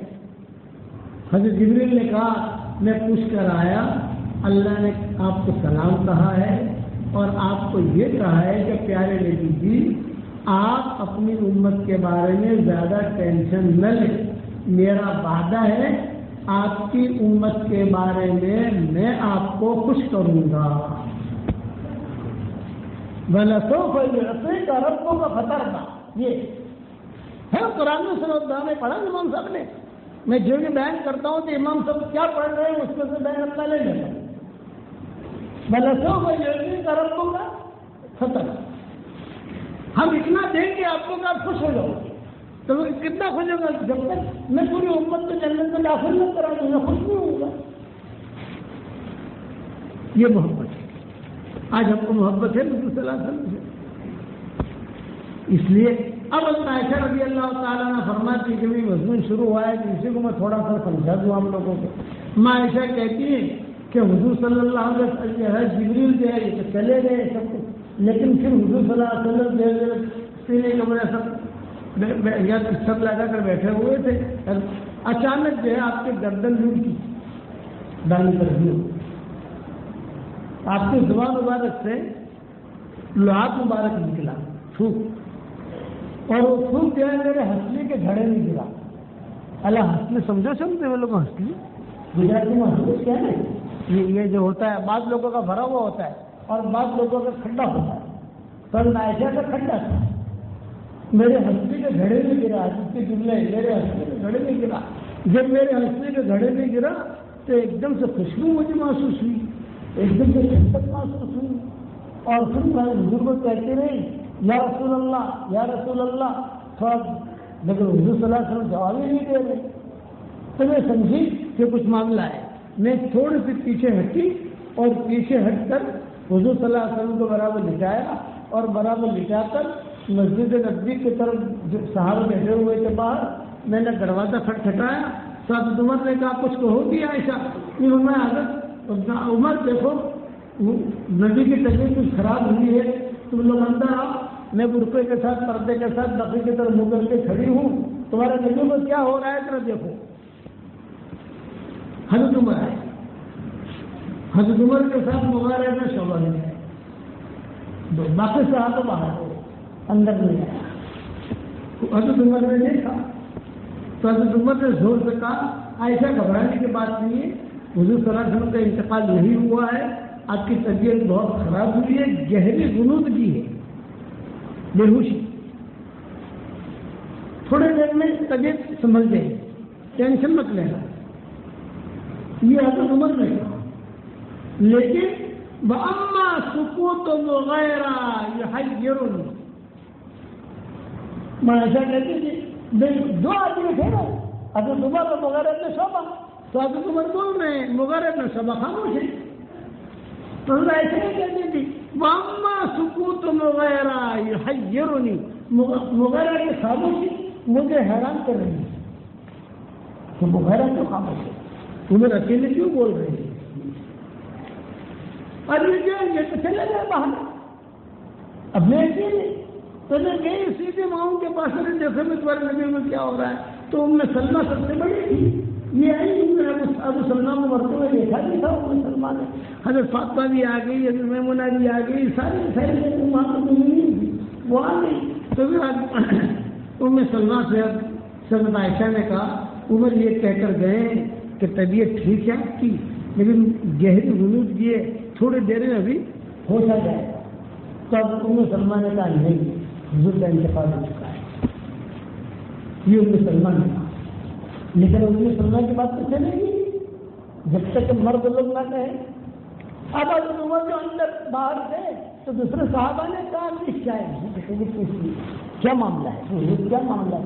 تو حضرت عمر نے کہا طبیعت جو بہت خراب ہوئی ہے لیکن انتقال نہیں ہوا ہے، ابھی تو حضرت کا انتقال نہیں ہوگا، ابھی تو فلاں کام کریں گے، فلاں کام کریں گے، فلاں کام کریں گے، فلاں غزوہ، فلاں لحاظ، فلاں کام کر کے بعد میں اللہ کے پاس بلائے، تھوڑی طبیعت میں گرو کی بھائی ہے۔ ایک صحابی نے مبارک کو صحابہ سے پوچھ لیا، ارے مبارک تم بھی تو اندر گئے تھے، کیا ہوا؟ ماں ایسا کہتی تھی کہ میں ان کی باتیں سن رہی تھی کہ کیا باتیں کر رہے ہیں، تو حضرت مغیرہ نے کہا عمر جو سمجھے ہیں وہ غلط سمجھے ہیں، میں جو سمجھاؤں صحیح سمجھاؤں۔ تو صحابہ نے کہا کہ تم کیا سمجھو؟ تو میں سمجھاؤں حضور صلی اللہ علیہ وسلم اللہ کو پیارے ہو گئے۔ مرد میں سب سے پہلے مغیرہ نے صحابہ نے اعلان کیا، عورتوں میں سب سے پہلے ان میں سلمہ نے اعلان کیا۔ اب یہاں حضرت عمر کو غصہ آ گیا، یہ کہا کہ نہیں تم حضور کے انتقال کے بعد کیوں پھیلا رہے ہو؟ اور حضرت عمر نے اعلان کر دیا کسی نے بھی اگر حضور کے انتقال کی بات پھیلائی وہ اپنا انتقال سمجھ لے، حضور کا انتقال تم کہو گے تو اپنا انتقال سمجھ لو۔ اب مغیرہ نے تھوڑا گھبرا گیا، حضرت ابوبکر کو پتا چلا، وہ بھاگے آئے بابو لاوالی سے، اور مسجد نبی میں لوگ گھرے ہوئے پریشان، کیا ہو رہا ہے، کیا ہو رہا؟ اب کسی کی ہمت نہیں، عورتیں کے پاس آ رہی ہیں، مرد مردوں کے پاس آ رہے ہیں، اور کسی کی ہمت نہیں ہو رہی ہے کہ حضور کے انتقال کا اعلان کرے، کسی کی ہمت نہیں ہو رہی۔ صدیق اکبر آئے، جب صدیق اکبر آئے تو دروازے کے اوپر ہی حضرت عمر تلوار لے کر کھڑے۔ صدیق اکبر نے آ کر سب سے پہلے حضرت عمر سے کہا یہ کیا ماجرا ہے؟ کوئی لوگ رو رہے ہیں، کوئی نماز پڑھ رہے ہیں، کوئی۔ تو حضرت عمر نے کہا کہ حضرت میں اندر گیا تھا، تھوڑی غنود کی ہے حضور صلی اللہ علیہ وسلم کو، آپ کا انتقال نہیں ہوا ہے، لیکن یہ مغیرہ ابن شعبہ یہ آواز لگا رہا ہے کہ حضور کا انتقال ہو گیا، تو میں نے کہہ دیا کہ کوئی بھی کہے حضور کا انتقال وہ اپنا انتقال سمجھ لے۔ اس پر صدیق اکبر نے کہا کہ اچھا یہ تو بتاؤ، میں تو چلا جاؤں اندر، میں تو دیکھوں۔ تو صدیق اکبر اندر آئے۔ صدیق اکبر کہتے تھے کہ جہاں میں اندر آیا اور جو میں نے خوشبو سنگھی اور جو میں نے حالات دیکھے تو میں تو داخل درمیان پاؤں رکھتے ہی میں سمجھ گیا کہ حضور کا انتقال ہو گیا۔ صدیق اکبر کہتے تھے تو سب سے پہلے صدیق اکبر نے سلام پڑھا، پڑھتے نا الصلاۃ والسلام علیک یا رسول اللہ، ساری مخلوق میں سب سے پہلے سلام پڑھنے والا کون ہے؟ صدیق۔ اور صدیق اکبر سے پہلے کون؟ فرشتے انہوں کو کرتے ہیں، انہیں بھی صلاۃ و سلام پڑھا، لیکن انسان میں سب سے پہلے صلاۃ و سلام پڑھنے والے کون؟ صدیق۔ ماں عائشہ رضی اللہ تعالیٰ فرماتی تھی کہ چونکہ میں تھی، ابا تھے، دوسری مائیں بھی تھی، وہ وہاں سے دیکھ رہی تھی کہ دیکھو صدیق اکبر کیا اعلان کرتے ہیں، صدیق اکبر آئے کوئی نہیں، اور حضور صلی اللہ علیہ وسلم کی پیشانی پر پسینہ تھا، اس پسینے کو پوچھا۔ کسی کا انتقال ہو جائے اور پیشانی پر پسینہ آئے یہ نشانی ہوتی ہے کہ اس کی مغفرت ہو گئی، یہ اچھی موت کی علامت ہے کہ انتقال ہو جائے کسی کا اور پیشانی پر پسینہ آ جائے رخسار پر پسینہ آ جائے، ناک پر پسینہ آ جائے، خاص طور پر پیشانی، تو سمجھ لو کہ اس کی موت اچھی ہوئی۔ اس پیشانی کو جو ہے صدیق اکبر نے بوسہ دیا، بوسہ دینے کے بعد پیشانی کو پوچھا دی، پسینہ سے پوچھا دی، اور پھر صدیق اکبر اپنے ہاتھ سے حضور صلی اللہ علیہ وسلم کے ہاتھ تک پھیرتے رہے، کہ وہاں آگے سے لے کر پاؤں تک پھیرتے رہے، پھر یہ پاؤں تک پھیرتے رہے۔ صدیق اکبر جو ہے وہاں کھڑے رہے تو بخاری شریف کی روایت ہے کہ صدیق اکبر نے جملہ کہا، دو جملے تھے، ایک جملہ تو بخاری میں آتا ہے اور ایک جملہ دوسری حدیث کی کتابوں میں آتا ہے۔ ایک جملہ تو یہ کہا طبت حجا و میتا، طبت حجا و میتا، پیارے نبی جی آپ کو دنیا میں رہنا بھی مبارک اور آپ کو دنیا سے جانا بھی مبارک، ہر حال میں آپ اللہ کے نبی ہیں۔ ایک جملہ یہ کہا، اور دوسرا جملہ یہ کہا کھڑے کھڑے کہ پیارے نبی جی مجھے معلوم ہے کہ آپ جو ہے بڑے ہیں، بڑے کے دربار میں پہنچ چکے ہیں، بس ایک درخواست نہیں کہ صدیق اکبر کہہ رہے تھے، ایک درخواست نہیں کہ آپ بڑے ہیں اور بڑے کے دربار میں پہنچ چکے ہیں، بس میری ایک درخواست ہے، بڑے کے دربار میں پہنچ کر ہم غریبوں کو بھول مت جانا، کہ بڑے کے دربار میں پہنچ کر ہم غریبوں کو بھول مت جانا۔ یہ کہہ کر صدیق اکبر جو ہے جب حضرت عائشہ رضی اللہ تعالیٰ عنہ کو بلایا اور بولا کرتا کہ بیٹی عائشہ حضور صلی اللہ علیہ وسلم کا انتقال ہو چکا ہے، تو امہات المؤمنین کو کہہ گئے آپ زندہ نہیں، آپ کا انتقال ہو چکا ہے۔ ایک کمرے میں ہی اعلان کیا تھا، ابھی مردوں میں اس طرح نہیں، عورتوں کا اندر آنے کا راستہ الگ تھا، مردوں کا اندر آنے کا راستہ الگ تھا۔ یہ کہا تو عائشہ نے کہا ابو جی حضور کا ایک راز ہے، میں کہنا چاہتی ہوں آپ سے، میری طرح حضور کا ایک راز ہے، کہنا چاہتا ہوں۔ صدیق اکبر نے کہا نہیں بات آپ کو انشاءاللہ لوگ آپ کو بھی سنا دیں گے، بعد میں جب آنے کے انسان اب باہر آئے تو حضرت عمر کھڑے تھے، تلوار لے کر۔ صدیق اکبر نے کہا ماں پالو اسٹیشن مسجد، تم مسجد تو تلوار لے کے کھڑے ہو، کیا معاملہ؟ حضرت عمر نے کہا کہ حضرت وغیرہ کہتے ہیں حضور کا انتقال ہو چکا ہے، آپ صدیق اکبر نے کہا کہ تمہیں تلوار باہر اور صدیق اکبر نے خود نے حضرت عمر کا ہاتھ پکڑا اور ہاتھ پکڑ کر سیدھے جو ہے لائے ممبر پر، اور ممبر پر جو ہے صدیق اکبر جا کے بیٹھ گئے۔ اب جب صدیق اکبر بھی بیٹھ گئے، حضرت عمر بھی بیٹھ گئے، جو ظاہری بات ہے کہ سارے صحابہ تو آ جائیں گے، سب بیٹھ گئے، اور حضرت عمر جو ہے سوچ رہے تھے کہ صدیق اکبر کیا اعلان کرتے ہیں۔ سامنے بیٹھے تھے حضرت عمر اور صدیق اکبر، کبھی کبھی جمالی جو ہوتا ہے اس کو جلال آ جاتا ہے، حالانکہ صدیق اکبر کا مزاج جمال کا تھا اور حضرت عمر کا مزاج جلال کا تھا، لیکن اس وقت میں مانتے ہو مکر جو جلال میں آ گئے، نرم نہیں پڑے اور اعلان کیا کہ بھائی تم لوگ جو کس کی عبادت کرتے تھے، اللہ کی یا محمد کی؟ یہ اللہ کی عبادت کرتے ہیں، اگر اللہ کی عبادت کرتے ہو تو اللہ زندہ ہے، کبھی مرے گا نہیں، اور اگر حضور کی عبادت کرتے ہیں تو حضور کا انتقال ہو گیا، یہ اعلان کیا۔ حضرت عمر کو تو ہوش اڑ گئے، سوچا بھی نہیں تھا کہ صدیق اکبر بھی اعلان کریں گے تو حضور صلی اللہ علیہ وسلم کا انتقال ہو گیا ہے۔ پھر صدیق اکبر نے قرآن کی آیت پڑھی، وما محمد الا رسول قد خلت من قبله الرسل افإن مات او قتل انقلبتم على اعقابكم ومن ينقلب على عقبيه فلن يضر الله شيئا وسيجزي الله الشاكرين۔ محمد کیا ہے؟ اللہ کے رسول ہیں، اگر مر گئے یا قتل کر دیے گئے تو تم لوگ پیچھے کرو گے۔ یہ جو آیت پڑھی، یہ آیت سنتے ہی حضرت عمر کی ہچکیاں نکل گئی۔ ارے یہ آیت روزانہ میں پڑھتا ہوں، لیکن آج ابو بکر نے پڑھی تو ایسا لگا کہ جیسے آج کے دن کے لیے اتری ہے۔ اب حالات آنے شروع ہوئے، پہلے کون بنے گا، حضور کو غسل کیسے دیں گے، کفن کون پہنائے گا، قبر کہاں بنے گی. حضرت فاطمہ نے آ کر کہا میرے باپ کا میراث دو. باپ کی میراث حضرت فاطمہ نے کہا میرے باپ کی میراث دو. صدیق اکبر نے ایک مسئلے کو حل کیا، ایک مسئلہ. حضرت فاطمہ سے کہا بیٹا تمہیں باپ کی میراث نہیں ملی، تمہیں مال چاہیے میرا مال لے لو، عمر کا مال لے لو. ان الانبیاء لم یورثوا دینارا ولا درہما، کہ انبیاء جو ہوتے ہیں ان کا مال پوری امت کا ہوتا ہے.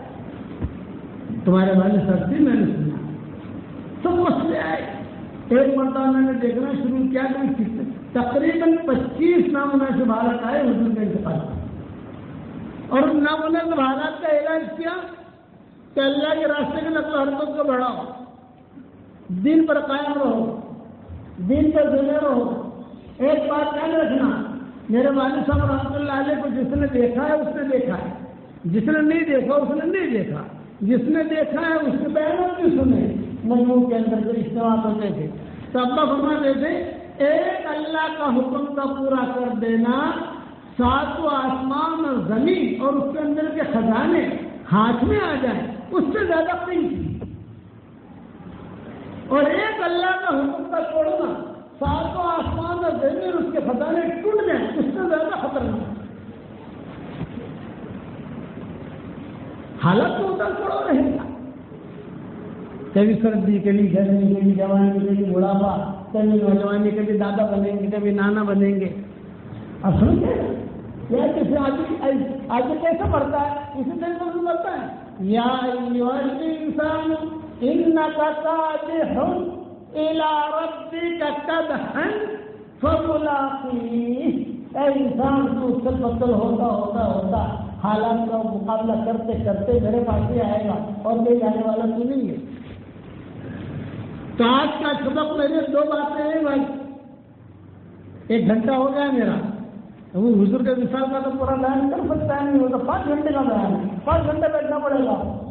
اور کل مجھے 3 بیان کرنے، کل انشاءاللہ مجھے 3 بیان کرنے ہیں لمبے. ایک تو کنسارے مدرسے میں کرنا ہے، ایک منوبر میں لڑکی والی مدرسہ ہے انشاءاللہ وہاں کرنا ہے، اور ایک عشاء کی نماز کے بعد یہ پابندی کرنا ہے.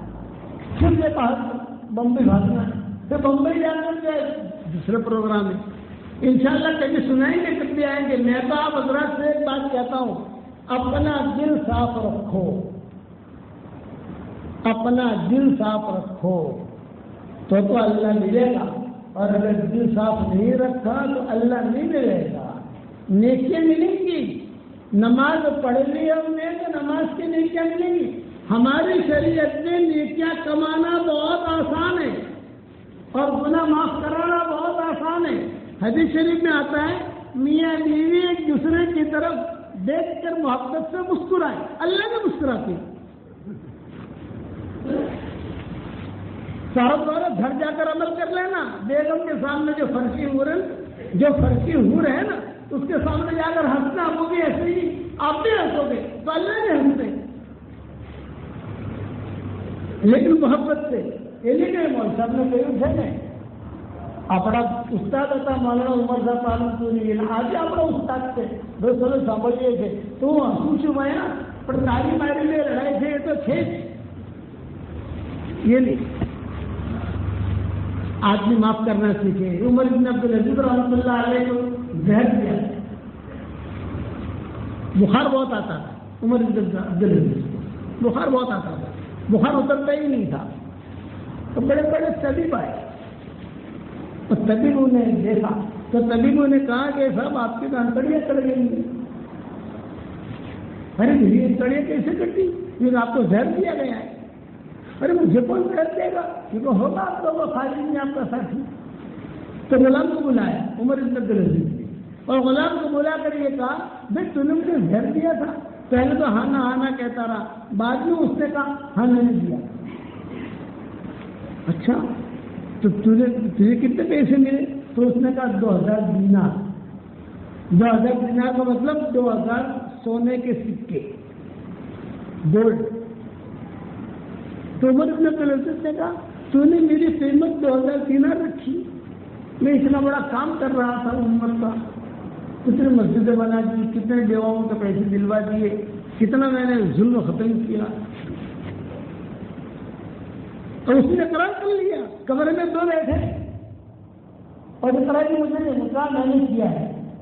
تو عمر بن عبدالعزیز نے کیا کہا کہ تو نے یہ کیا ہے نا, تو ٹینشن مت لینا, میں نے اللہ کے لیے تجھے معاف کر دیا.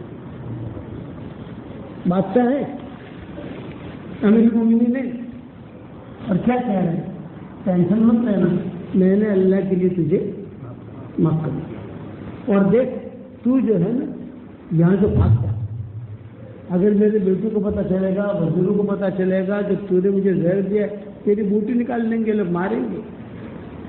بھاگ گئے یہاں سے. وہ شام کے کسی گاؤں کا تھا آدمی, تو بھاگ گیا جلدی سے. جب وہ نکلنے لگا تو مجھے رسول سے کہو بھائی کیا اس مہینے کی تنخواہ بھی لیتا جا. الگ دن باقی تھے, علماء نے لکھا ہے کہ کافی دن باقی تھے, مہینہ پورا نہیں ہوا تھا, سمجھے 10 تاریخ ہوئی رہی, 20 دن تو باقی ہے کام کرنے. اس مہینے کی تنخواہ بھی لیتا جا اور تھوڑا زیادہ لیتا جا تیرے بچوں کے لیے, اور بھاگ جا جلدی سے تمہیں آ سکے. اور محنت جائے کے لیے معاف کر دیا. اور قرآن کی ایک آیت پڑھی, فمن عفا واصلح فاجرہ علی اللہ. یہ معاف کر دے اور صلح کر دے, اس کا اجر اللہ کا. جب بیہوش تعلیم ہوئی عمر بن عبدالعزیز کی, بیٹھ رہتے تھے, کبھی آنکھ کھلتی تھی, 3 کی آنکھ کھولی تو ان کے بیٹوں نے کہا کہ ارے ان کا غلام جو ہر وقت ساتھ رہتا تھا وہ کہاں ہے. انہوں نے سن لیا عمر بن عبدالعزیز نے. تو عمر بن عبدالعزیز نے کہا کہ سنو, اس غلام کو میں نے معاف کر دیا ہے تو قصاص میں نے اسے معاف کر دیا ہے. آج ہے ہمارا دل ایسا بھائی. چلو اس سے آگے بڑھو. امام احمد بن حنبل رحمۃ اللہ علیہ کو جس نے کوڑے مارے تھے خلق قرآن کے سلسلے میں, تو کوڑے مارنے والے کا نام بھی احمد تھا, اور کوڑے کھانے والے کا نام بھی احمد. بادشاہ بیٹھا رہتا تھا اور ساری پبلک جمع ہوتی تھی, تو وہ احمد جو ہے نا جلاد, وہ کوڑا اٹھانے سے پہلے جملہ کہتا تھا, اے احمد, احمد بن حنبل کو کہتا تھا, اے احمد تو اقرار کر لے کہ قرآن مخلوق ہے تو میں تو اس کو بادشاہ کے عذاب سے بچا دوں گا. بادشاہ بیٹھا رہتا تھا. اے احمد تو اقرار کر لے کہ قرآن مخلوق ہے تو میں تجھے بادشاہ کے عذاب سے بچا دوں گا. تو احمد بن حنبل جواب دیتے تھے, اے احمد تو اقرار کر لے کہ قرآن مخلوق نہیں ہے, میں اس کو اللہ کے عذاب سے بچا دوں گا. پھر وہ کوڑا مارتا تھا امام احمد بن حنبل کو. مار کھانے والا بھی احمد, مارنے والا بھی احمد. تو احمد بن حنبل کو خون ہو جاتے تھے. احمد بن حنبل کہتے تھے اتنا زور سے کوڑا مارتا تھا کیا ہاتھی پر بھی مارا جائے تو ہاتھی بھی مر جائے. یہ احمد بن حنبل خود کہتے تھے. اور پھر اسی حال میں ظہر کا وقت ہو جاتا تھا تو امام احمد بن حنبل سب کے سامنے ظہر کی نماز پڑھتے تھے. تو پوچھتا احمد تیری نماز کے دونوں کے خون ہے یہ, تو امام احمد بن حنبل جواب دیتے تھے, میں حضرت عمر کا روحانی بیٹا ہوں. جب حضرت عمر کی فجر کی نماز ہو گئی اس کے خون کی حالت میں, تو میری بھی ظہر کی نماز بھی ہو جائے گی. امام احمد بن حنبل نے جواب دیا. اب پھر امام احمد بن حنبل نے انتقال کا وقت قریب آیا تو وہ حکومت بدل چکی. اب ان کا موافق بادشاہ آ گیا تھا احمد بن حنبل کا. پہلے سکرات میں امام احمد بن حنبل, ایک آدمی نے دروازہ کھٹکھٹایا تو امام احمد بن حنبل کے بیٹے کا نام عبداللہ تھا. اس نے دروازہ کھولا. جب دروازہ کھولا تو وہی احمد تھا. کون؟ جلنا جو کوڑے مارتا تھا احمد بن حنبل. وہی آیا تو اس نے پوچھا کیسا کرنا تھا کہ اس نے میرے باپ کو بہت کوڑے مارے, یہ کیوں آئے؟ یوں کہا ابا سے ملنا ہے, سنا طبیعت خراب ہے ملنے آیا. تو یہ عبداللہ نے آ کر احمد بن حنبل سے کہا, ابو جی وہ آیا ہے احمد. کون؟ یہ کہ وہ جلاد جو آپ کو کوڑے مارتا تھا. احمد بن حنبل نے پانی لاؤ، کھجور لاؤ. یہ کس کے ساتھ معاملہ کر رہے ہیں؟ جس سے زندگی میں کوڑے مارے گے. آ کر بیٹھا. بیٹھتے ہی امام احمد بن حنبل نے کہا قبل ان تتکلم، بھائی احمد میں بھی احمد ہوں، تو بھی احمد ہے، تو ٹینشن مت لینا، تو نے جس میں مجھے کوڑے مارے ہیں میں نے اللہ کے لیے معاف کر.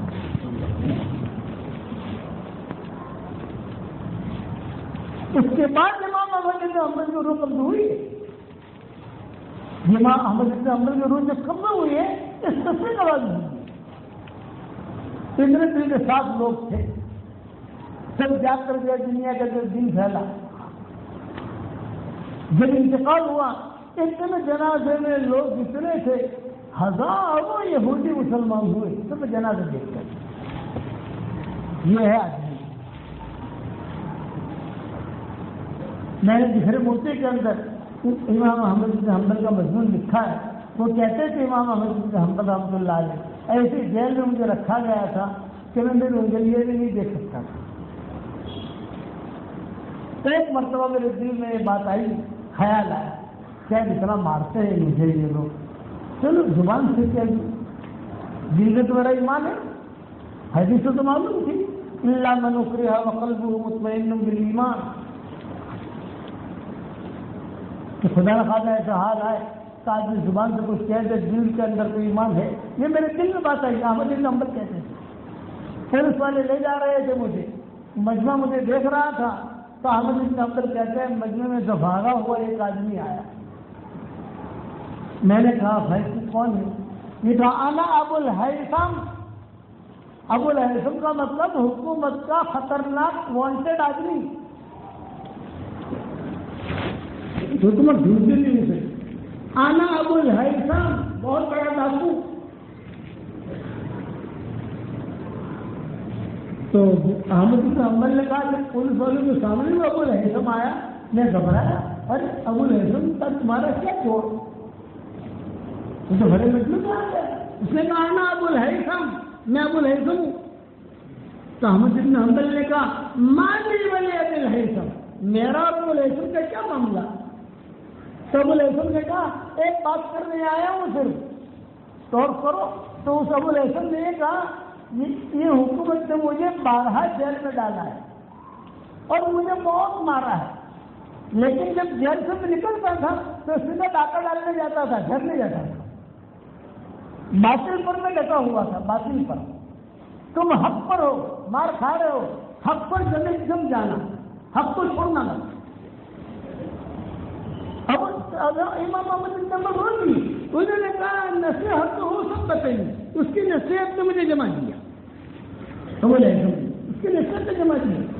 جب ابو الہیثم کا انتقال ہوا تو امام احمد بن حنبل خود جنازے کی نماز پڑھانے گئے. تو علماء نے اعتراض کیا یہ تو بہت بڑا ڈاکو ہے، تم کیسے نماز پڑھانے گئے؟ ارے میرا استاد ہے، ڈاکو تمہارے لیے ہوگا، میرا استاد. نصیحت کو سب بتائیے، اس کی نصیحت میں جمع کیا. وہ احمد کو معاف کر دیا. بیٹھا ہوا کرسی پر، تو نے مجھے بہت مارا ہے میں جانتا ہوں، لیکن کوئی ٹینشن مت لینا، میں نے تجھے اللہ کے لیے معاف کر. آج ہم معاف کرتے ہیں بھائی، خاص طور سے بیوی کو معاف کرتے ہیں، بیٹوں کو معاف کرتے ہیں، ڈھیلے حوالے. اور آج کل عورتیں بھی ٹیڑھی ہوتی ہیں تو کیا کرے آدمی، یہی آدمی مجبور ہو جاتا ہے. یہ بھی تو ہے نا، شکایتیں تو دونوں کی طرف سے آتی ہیں.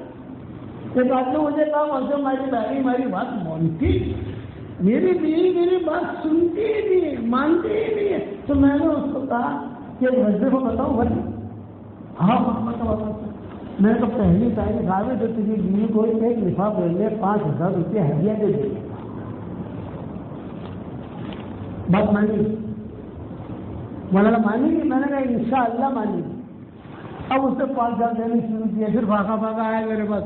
ارے مول صاحب تمہیں 5000 ملا، مجھے 10,000 تو یہ اوکی موکی تھی.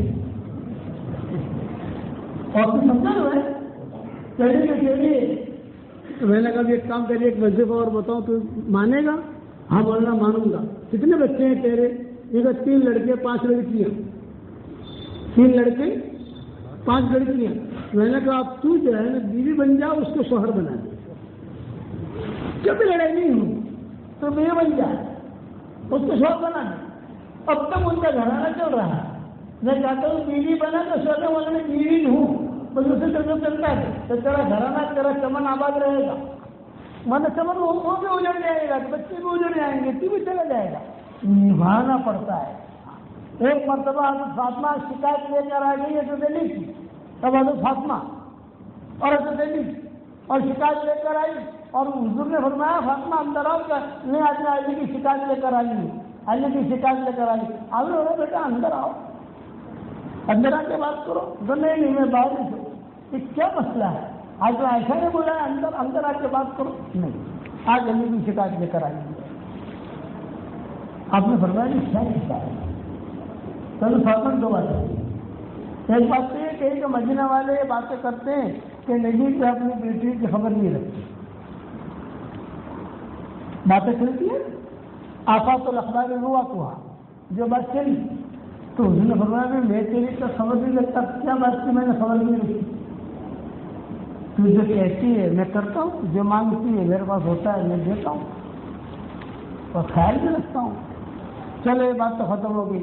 اور دوسری بات یہ ہے کہ کچھ دنوں سے علی نے کہنا شروع کیا مجھے دوسری شادی کرنی ہے اور ابو جہل کے بیٹے سے کرنی ہے. ابو جہل خوبصورت تھا, اس کی اولاد بھی خوبصورت تھی. علی کہنا شروع کیا ہے علی نے کہ مجھے دوسری شادی کرنی ہے, اور کہاں کرنی ہے؟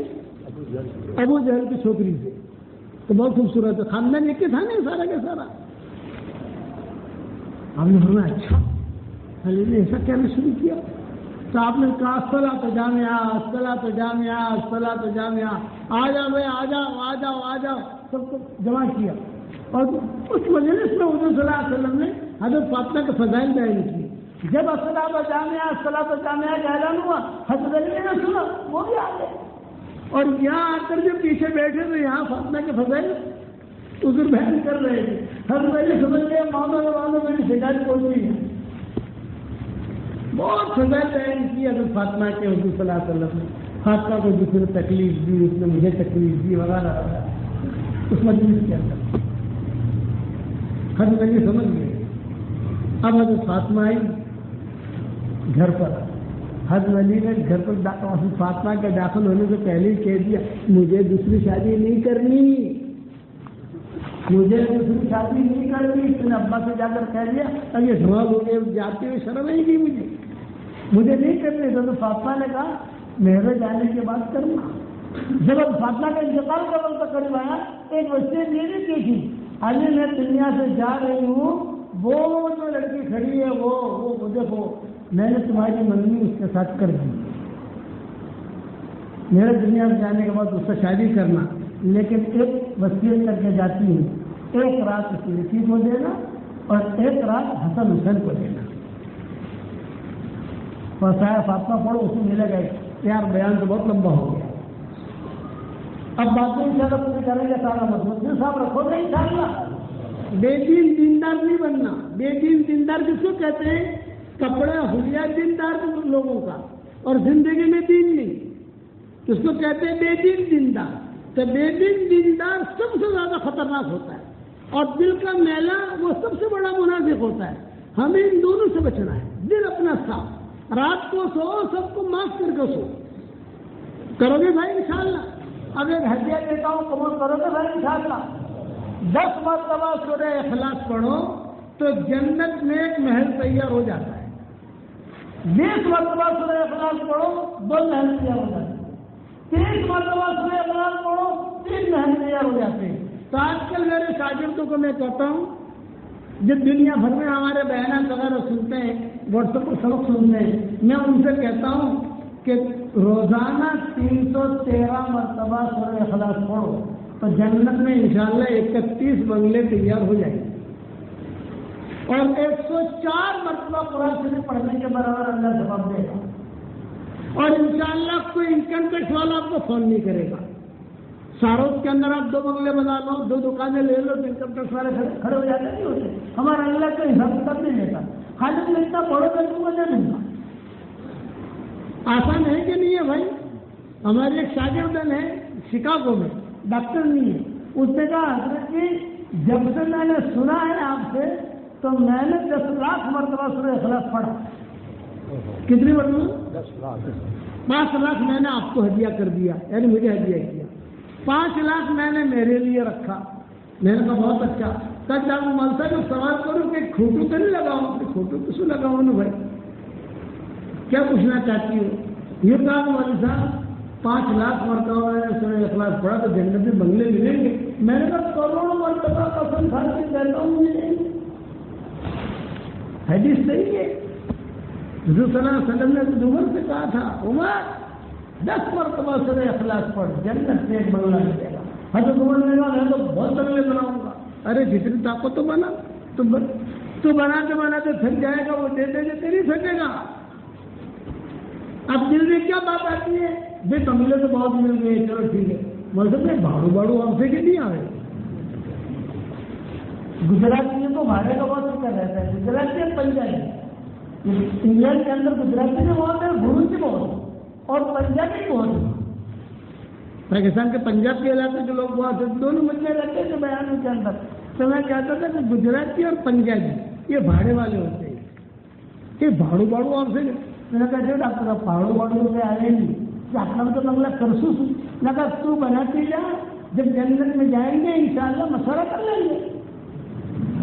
تو جنت میں جائیں گے تو مشورہ کریں گے تو آپ لوگ کو بنگلے بناؤ گے انشاءاللہ. 313 مرتبہ سورہ اخلاص پڑھنے کی عادت ڈالو. 313 مرتبہ درود شریف پڑھنے کی عادت ڈالو. 313 مرتبہ استغفار پڑھنے کی عادت ڈالو. اس کے بعد اللہ تعالیٰ سے جو دعا مانگو گے اللہ آپ کی دعا قبول کرے گا انشاءاللہ. کر کے دیکھ لو، معمول بنا لو زندگی کا، کرو گے انشاءاللہ. اور دوسرا ہمارا دعوت کا کام سادہ بہا، چلا 3 چلا اجتماع مسجد اور جماعت، اور سمجھے نا 3 دن 10 دن مستورات کی جماعت، جو ہمارا مثال ہے کام کا. تو دعوت کے کام میں لگو گے انشاءاللہ، لیکن ہیرا پھیری کے ساتھ نہیں، چالاکی کے ساتھ نہیں، دل کی صفائی کے ساتھ اللہ سے مانگو. اخلاص اخیر میں آتا ہے، پہلے دن سے اخلاص نہیں آتا.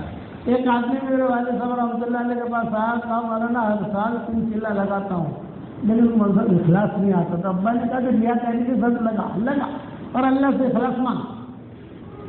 تو لگائی گئی نہیں کہ اخلاص کہاں سے ہے؟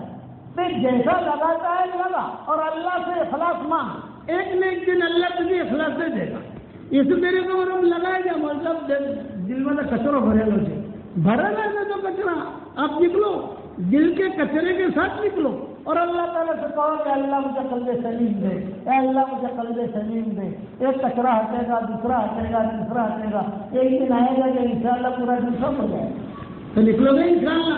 اب صرف مجھے بتاؤ 3 چلنے کے لیے کون تیار ہے؟ پہلے ہاتھوں پر کرو، بس ہاتھ اوپر کرو، سارو والو. ارے یہاں تو بہت ٹھنڈا کام ہے، یہاں تو بہت زیادہ ہونا چاہیے. ساروں تو جو ہے میرے والد صاحب کی محنت کی جگہ ہے. نکلے گا نا بھائی انشاءاللہ. پانی.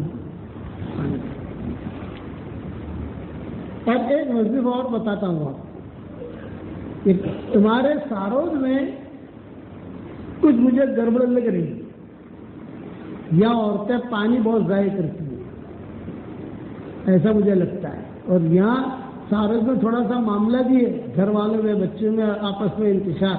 بہت آسان وظیفہ بتاتا ہوں.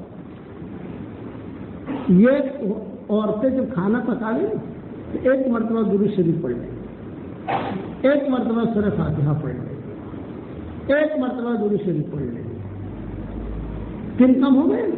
درود شریف، سورہ فاتحہ، درود شریف. اور پھر 1 مرتبہ وہ کھانا جو پک رہا ہے، چائے پک رہی ہے، اس کو دم کر دیں. بس 1 مرتبہ، 10 مرتبہ نہیں کرنا، 1 مرتبہ بس. تو یہ 4 کام ہو گئے، درود شریف، سورہ فاتحہ، درود شریف اور 1 مرتبہ دم کرنا. یہ اگر تم کر لو گے اس گھر میں انشاءاللہ کبھی بھی انتشار نہیں ہوگا تو ختم ہو جائے گا اور انشاءاللہ بیماریاں بھی نہیں آئے گی. کرو گے انشاءاللہ. اپنی فرضی حروف کو بتا دینا آپ کی بیوی ہوگی. جب بھی پانی پیو تو اچھا تو یہ ہے کہ سورہ فاتحہ پڑھ کر آج دم کر لے، لیکن سورہ فاتحہ تھوڑی سی لمبی ہے، پڑھنے میں تھوڑا سا ٹائم لگتا ہے، تو اتنا پڑھ لے بسم اللہ الرحمن الرحیم دم کر لے، تو سورہ فاتحہ کا بدل ہو جائے گا انشاءاللہ۔ اب سمجھ گئے؟ بسم اللہ پڑھو گے نا تو بھی انشاءاللہ فائدہ ہی فائدہ ہوگا، اس لیے کہ بسم اللہ کی فضیلتیں میں نے بہت لکھی ہے لکھنے موتی کے اندر، بہت لکھی ہے، اور بیان کے اندر بھی کہتا رہتا ہوں۔ آج کا مضمون اتنا لمبا ہوا کہ اتنا لمبا تو کل وہاں حاصل میں نہیں ہوا، یہ آپ کی طلب ہے ماشاءاللہ، اور یہ مضمون وہاں بیان کے بعد دوسرا مضمون بیان کیا تھا، ہر جگہ الگ الگ اللہ تعالیٰ کہلواتا ہے، لیکن یہ کہ یہ دو سبق آج کے یاد رکھنا بھائی، دل کی صفائی اور دوسرا بے دین دیندار نہیں بننا۔ بے دین دیندار امت کو اجاڑ دیتا ہے، گھر کو بھی اجاڑ دیتا ہے۔ آج کل مردوں کو پیر بننے کا شوق بہت ہے اور عورتوں کو آپائیں بننے کا شوق بہت ہے۔ آپا تو تصویر پکڑنے سے آپا نہیں بنتی، اور تصویر پکڑنے سے آدمی پیر بھی نہیں بنتا، خالی امامہ پہننے سے آدمی پیر نہیں بنتا، اس کے لیے محنت کرنی پڑتی ہے، دعائیں مانگنی پڑتی ہے، اس کے لیے بہت مجاہدے کرنے پڑتے ہیں، اور جسے اللہ پیر بنائے وہی بنتا ہے، جسے اللہ آپا بنائے وہی آپا بنتی ہے۔ تو چالاکیوں سے آپا بھی مت بنو اور چالاکیوں سے پیر بھی مت بنو۔ ہمارا سیدھا سادہ کہا دعوت کا سب میرے والد صاحب رحمۃ اللہ علیہ فرماتے تھے کہ دیکھو میرا چہرہ کیسا ہے، میرا ابا نے کبھی بھی امامہ نہیں پہنا، کبھی بھی پان نہیں کھایا میرے والد صاحب نے، اور کبھی بھی امامہ نہیں پہنا ابا نے، اور جو ہے وہ سیدھے میں ٹوپی ہوتی تھی، لیکن اللہ نے ان کو دنیا کا پیر بنایا۔ آپ سمجھے گے نہیں؟ اس میں چالاکیوں سے آدمی آگے نہ بڑھے، جو آدمی چالاکی سے آگے بڑھے گا، جتنا وہ آگے بڑھے گا اللہ اسے کھینچ کر اتنا ہی پیچھے کر دے گا۔ اللہ جسے چھاٹے وہ چیز پھر مل جاتی ہے، کرو گے انشاءاللہ بھائی۔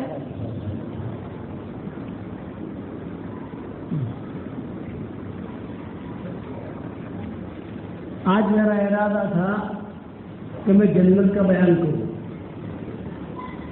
پھر میرا ارادہ ہوا کہ مائیکل جیکسن کا بیان کروں۔ مائیکل جیکسن کو میں نے اسلام کی دعوت دی تھی تو قصہ سنا۔ پھر میرا ارادہ ہوا کہ صحابہ کے مناقب بیان کروں، وہ صحابہ کے مناقب شروع کیے، بلال کا خالی بیان کیا اور رکن ہو گیا دوسرا۔ اب اللہ تعالیٰ دوسری مرتبہ جب بھی لائے گا، جب بھی دانا پانی ہوگا ساروس کا، جب بھی آئیں گے اس وقت بیان کریں گے انشاءاللہ۔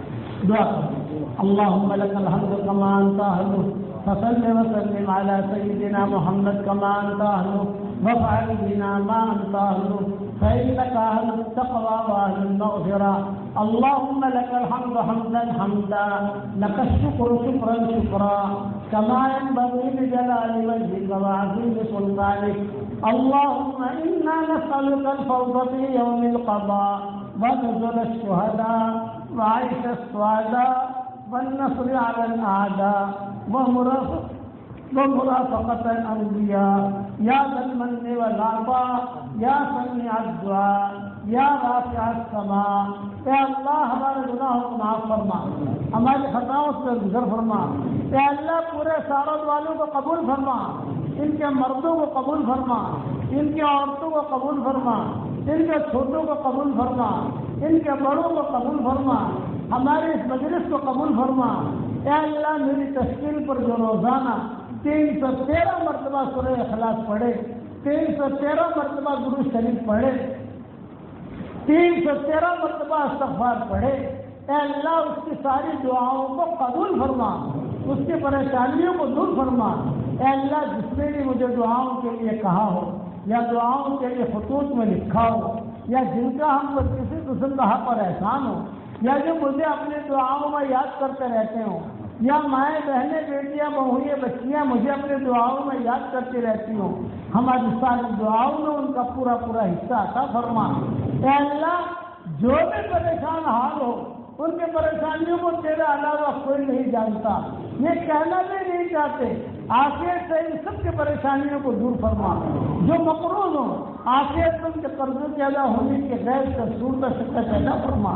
جو بیمار ہو انہیں شفا کاملہ عاجلہ دائمہ مستمرہ عطا فرما۔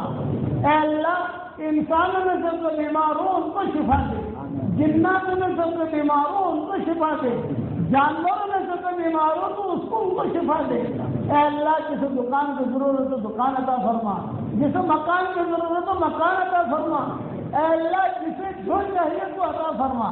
جس کرم سے آپ نے ہمیں ساروں کی اس مسجد میں جمع کیا ہے، تیرے اسی کرم سے جنت کے بازاروں میں تیرے نبی کے پڑوس میں ہماری قیامت تک سے آنے والی نسلوں کے ساتھ تو ہم سب کو جمع فرما دے، ہم سب کو جمع فرما دے۔ اے خوبصورت پردے والے، اے خوبصورت چادر والے، ہمارے عیبوں پر پردے ڈال دے، مستبد الاخیار میں تو ہمیں شامل فرما۔ اے اللہ تیرے نبی پاک حضرت محمد صلی اللہ علیہ وسلم نے جتنی خیر کلام کی دعائیں مانگی ہیں وہ ساری کی ساری ہم سب کے لیے مقدر فرما۔ جن شرور سے پناہ چاہیے ان شرور سے تو حفاظت فرما، اور اللہ اس امت کے لیے ہر پل نئی خوشبوئیں مقدر فرما، ہر پل نئی خوشیاں مقدر فرما، ہر پل نئی عزتیں مقدر فرما، ہر پل نئی سعادتیں مقدر فرما، ہر پل نئی رحمتیں مقدر فرما۔ اور اللہ ہمیں مانگنا نہیں آتا مگر تجھے دینا تو آتا ہے، اپنے کرم سے تو عطا فرما دے، اپنے فضل سے عطا فرما دے، اس امت کو ظالم اور مظلوم بننے سے بچا لے۔ جس کے دل میں جو جائز مرادیں ہوں ان کے جائز مرادوں کو پوری فرما، اور میری اس دعا پر دنیا بھر میں جہاں کہیں آمین کہی جائے تو ان سب کو قبول فرما، اور اپنے فضل کرم سے جو مانگا وہ عطا فرما، مانگنے سے رہ گیا وہ عطا فرما، اور اپنے فضل کرم سے ہماری دعاؤں کو قبول فرما۔ سبحان ربنا رب العزت عما یصفون وسلام علی المرسلین والحمد للہ رب العالمین۔ میں نے سلام پورو سلام کا جواب دے دوں۔ مجمع بہت بڑا ہے، سب سے مسافہ کرنا میرے اندر بس میں نہیں ہے۔ آپ لوگ جو ہے سلام پورو سلام کا جواب دے دیں، ٹھیک ہے بھائی؟ السلام علیکم ورحمۃ اللہ وبرکاتہ۔